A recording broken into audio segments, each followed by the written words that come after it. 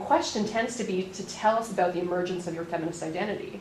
But I don't know if you have a feminist identity necessarily. So I wonder if you could sort of tell us about your relation to feminism. Okay, I don't know if I have a feminist identity either.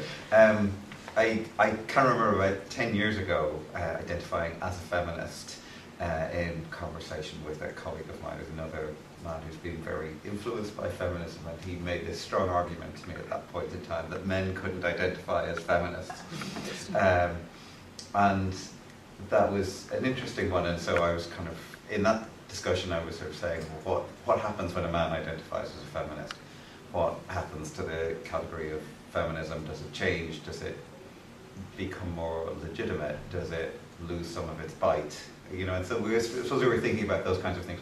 So I kind of remain unsure about identifying as most things, I think, really.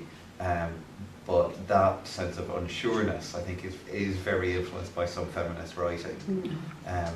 So particularly some of the writing that Judith Butler did in the early 1990s about the problematic nature of sort of speaking as a lesbian, and how that sort of presumes that you're sort of speaking for a group.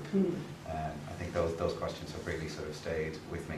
So I think if you're a man and you speak as a feminist, you know, my colleague had a point, I think, that you then may be speaking or sort of claiming to speak on behalf of a group or a movement that you may understand not very well. So I certainly had that ambivalence, I think, about being recruited into this project. You know, one of the things that's sort of going on in our experimental work at Surrey at the moment is we're sort of thinking about and doing experiments about when men and women study the psychology of women and whose claims are seen as more legitimate and more objective or more biased in that kind of context.